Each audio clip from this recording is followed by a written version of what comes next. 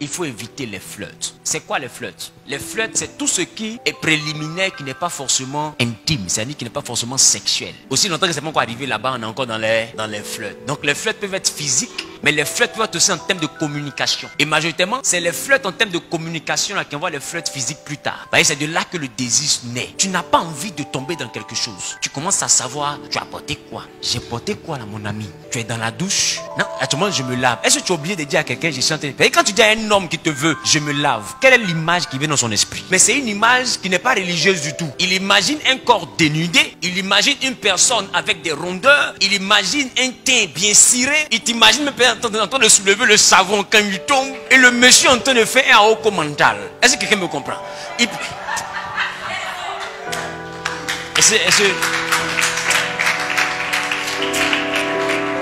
tu vas comprendre que déjà, même dans le WhatsApp ou dans le SMS, où vous êtes en train de changer, même dans la communication, une atmosphère commence à se prédisposer, qui commence à briser les barrières de l'amitié. J'ai envie de te dire une chose. C'est pas parce que quelqu'un te plaît que tu dois briser les barrières de l'amitié. Toute relation durable se bâtit d'abord sur la base de l'amitié. Et ça se bâtit d'abord sur la base du flirt, de l'attirance, de ce que tu peux être en train de faire qui peut attirer quelque chose comme intérêt chez l'autre. J'ai envie de te dire, vous partez dans le superficiel. Et majoritairement, c'est dans ça que beaucoup de chrétiens et beaucoup d'enfants de Dieu basent leur vie et basent leurs relations. Voilà pourquoi vous allez dans beaucoup d'échecs. La dimension où, déjà dans les échanges, vous dépassez tout ce qui est rationnel, vous expose à des choses plus tard. Parce que j'ai envie de te dire, la profondeur de vos échanges, c'est de cette profondeur-là que va réjaillir plus tard la retenue dans vos rencontres. Ou bien c'est de cette profondeur-là que va ressortir plus tard l'absence de retenue à votre rencontre. Quelqu'un avec qui tu as facilement parlé de quand je vois tes lèvres. Et puis tu sens qu'elle n'a pas été contre ça, elle n'a pas été choquée de ça. Mais quand tu la vois, tu as le courage d'essayer de toucher ses lèvres. Parce que quelque chose a déjà introduit ce tact. Du coup, tu sais qu'elle est déjà prédisposée à certaines choses. En réalité, la communication déjà te prédispose à certaines choses. En termes de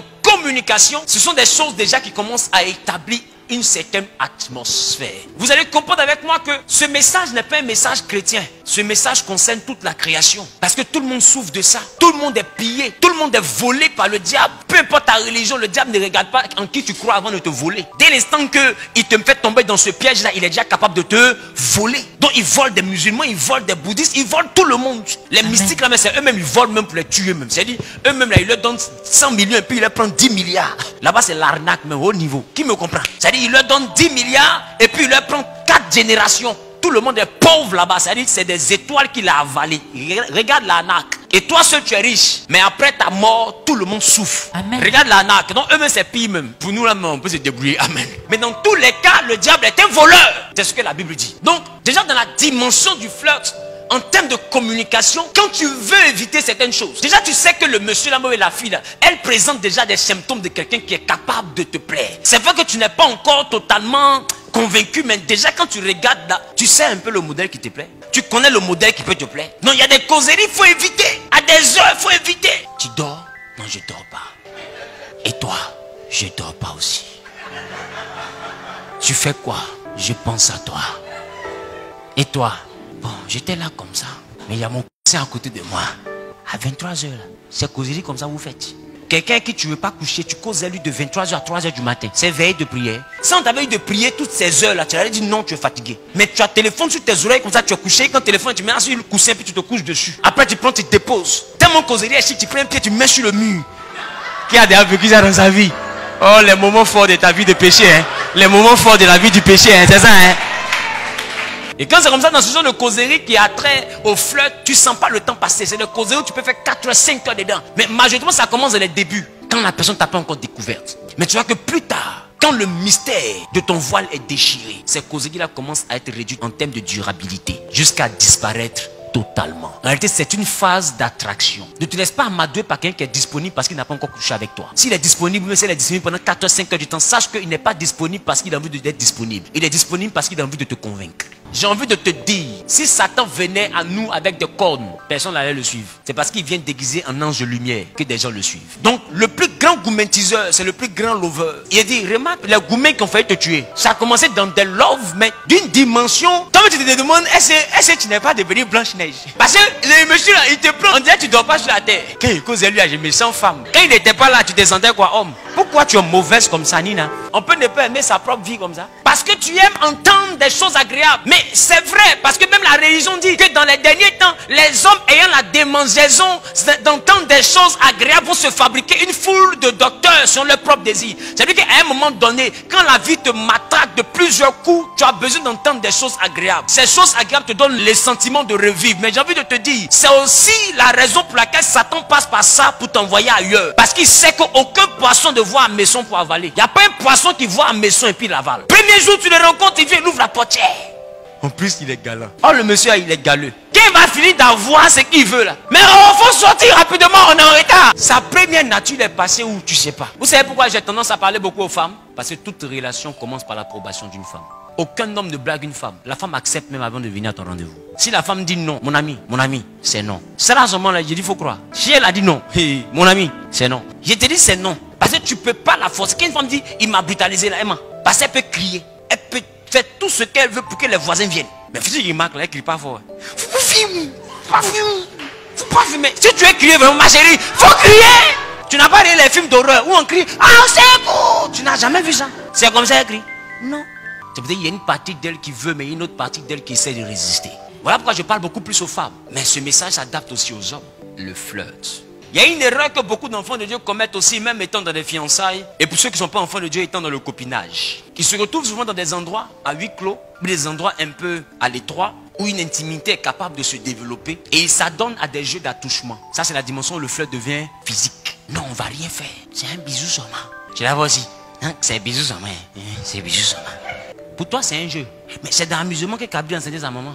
Et beaucoup de personnes comme ça ont brisé l'alliance de chasteté. Parce qu'ils se sont dit, c'était qu'un flirt. Mais après, ça commence à prendre une autre dimension. Et tu ne comprends toujours pas que ça va ailleurs. Et des fois, il y a une partie de toi qui te dit que ça va ailleurs. Mais c'est comme si tu essaies de lui faire confiance. Or, dans ton fond intérieur, tu connais ses intentions. Quand tu n'as pas envie, les attouchements, tu les évites. Votre relation n'est pas obligée de commencer dans un studio. Votre relation n'est pas obligée de commencer mais dans un hôtel. C'est quelle relation on commence? Tu viens à peine de me dire que tu veux demander, mais deux poulets, tu me dis alors, voilà, j'ai écrit hôtel. Mon ami, j'ai un bragage. Ça commence déjà par l'amitié. Parce que j'ai envie de te dire, à moins que tu ne veuilles pas te stabiliser, toute femme en qui tu ne vois pas une amie, une soeur, et qui ne te rappelle pas ta mère, n'est pas mariable. Elle n'est pas mariable. Ça vous dit qu'en réalité, ton meilleur ami, ça doit être ton partenaire ou ta partenaire. C'est cette personne, tu dois tout partager. Donc ça veut dire que la première chose même là, c'est le test de l'amitié. Si le test de l'amitié a échoué, le test de l'intimité n'aura pas longue durée. À un moment donné, il y a quelque chose qui va vous envoyer à vous repousser naturellement. Si tu n'as pas envie d'aller de relation en relation, évite de mettre la charrue avant les bœufs. Et le problème, c'est que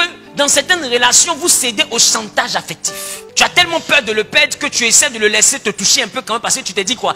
Il y a beaucoup de femmes. J'ai envie de te dire, hommes aussi il y a beaucoup. Il n'y a pas que beaucoup de femmes. Le plus que tu te vends, ça se plus l'on t'achète. Celui qui veut réellement de toi, c'est te respecter. Celui qui veut de toi, c'est te considérer. Il sait te donner de la valeur. Et quand même il voit que tu ne vas pas dans la même direction que lui, il sait s'arrêter. Il reste pas là pour tes beaux yeux. Il sait dire stop. Là-bas, là, je ne veux pas partir. Aujourd'hui, beaucoup de personnes prennent des directions qu'ils n'ont pas envie de prendre juste parce que tu ne veux pas perdre. Mais quelqu'un qui t'a pas encore marié, comment tu fais pour le perdre puisqu'il n'a jamais été à toi? C'est ton mari, tu dois lutter pour conserver. C'est pas un prétendant. Tu n'es pas obligé de faire des flirts pour convaincre un prétendant. Bien au contraire, c'est le prétendant qui doit te convaincre en envoyant ses parents chez tes parents. Parce que de toi à lui, là, c'est lui qui a vu ton collant. Toi, tu étais une petite fille innocente. Tu marchais doucement au quartier. C'est lui qui est venu dire, demoiselle, s'il vous plaît. Aujourd'hui, beaucoup de personnes ont tellement peur de perdre qu'on voit des femmes qui donnent l'argent à leur mari pour aller faire d'autres. Non, il n'y a pas quelque chose qui est plus minable que ça. Une femme qui paye pour elle-même son propre mariage. Mais c'est une honte. Parce que la dignité d'un homme, c'est de savoir que même si je n'ai rien, c'est moi qui ai marié ma femme. Au moins ça. Même alliance, c'est la femme qui paye. Et puis le mari porte. Mais tu l'as marié. C'est pas mais il va porter ton nom. J'ai dit, dans le copinage, tu n'as rien à perdre parce que rien n'est à toi. C'est pourquoi vous remarquez qu'il y a beaucoup de mougous pendant le copinage. De toute façon, il vient, c'est comme ça, il disparaît. Et il faut comprendre une chose. Les rapports sexuels ne conservent pas un homme. Sinon, ferme tes yeux, rappelle-toi de toutes les positions, toutes les positions, toutes les... Hey!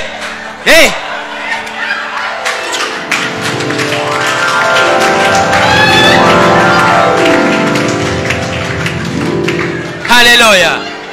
Ferme tes yeux et puis rappelle-toi regarde une chose. Toutes les positions sacrificielles que tu as prises dans le but de maintenir ton homme, il est où aujourd'hui? Et quand il n'y a pas de position sacrificielle, c'est vraiment du sacrifice. Hein? Parce que des fois, il reste un peu, tu es accroché au plafond. Il reste un peu, tu es sur le ventilateur. Tu es sur télévision. Didier Blaume, c'est même pas que tes seins étaient sur son visage. Attends, tempo passe, hein, et puis tu es sur son nez comme ça. Après, il est enrhumé, il ne comprend pas. Tout ça, tu as fait pour maintenir quelqu'un. Il est resté. Non, il faut toucher ici là. Tu as touché. Il y a odeur là-bas, mais tu as la paix. Pourquoi? Parce que tu voulais le conserver. Tout ça là, après tous ces sacrifices. Si un pasteur avait dit fais petite offrande, tu as dit les pasteurs aiment ça. Offrande que tu as fait là-bas, là, ça. Tu as offert ton nez en sacrifice. Et tu es assis ici comme s'il n'y a rien.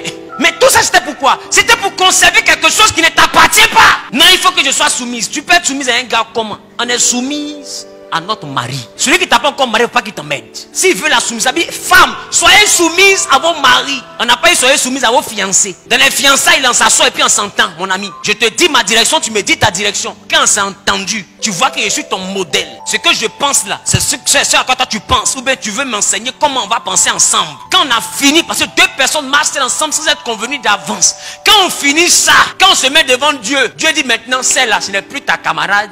Ce n'est plus ta fiancée, ce n'est plus une fille de la rue, c'est ta femme. Et en tant que femme, elle a la première obligation, c'est la soumission. Et dès l'instant que tu donnes l'alliance de la femme, que cette alliance-là est tissée, elle a l'obligation maintenant de se soumettre et de te donner la place. Mais aujourd'hui, vous entrez dans des compétitions inutiles. Et les étapes que vous brûlez, c'est l'étape de vraiment se connaître. Et vous commencez par la fin, par les flirts. D'autres même là, donc copinage. Ils ont fait toutes les positions possibles. Le juge se marie, maintenant chacun est boité. On fait quoi encore la nuit là? Parce qu'il n'y a plus rien à faire. Donc, la dimension des flirts est une dimension vraiment qui est à éviter. Tout part de là. Et j'ai envie de dire à quelqu'un, un homme qui se sent en relation avec toi parce qu'il a connu ton intimité n'était pas venu pour te prendre au sérieux. Une relation, c'est d'abord une fusion de mentalité. C'est d'abord l'acceptation de la présence de l'autre auprès de toi. C'est d'abord accepter de lui faire de la place. Accepter de partager ta vie avec la personne. Et accepter que cette personne-là te partage sa vie. C'est déjà être disponible pour lui. Et lui aussi est disponible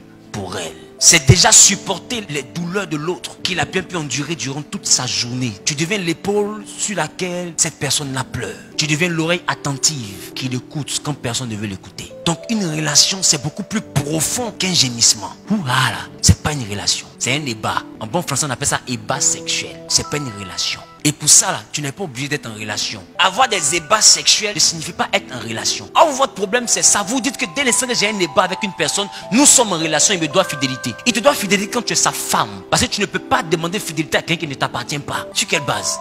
C'est ton mari de nuit seulement qui sait que tu as quelqu'un. Ton papa même ne sait pas. Ta maman ne sait pas. Et puis tu entends te battre dans le couloir. Tu cherches mon mari. Ma chérie, t'as marié où? Évitez la dimension du flirt. Amen.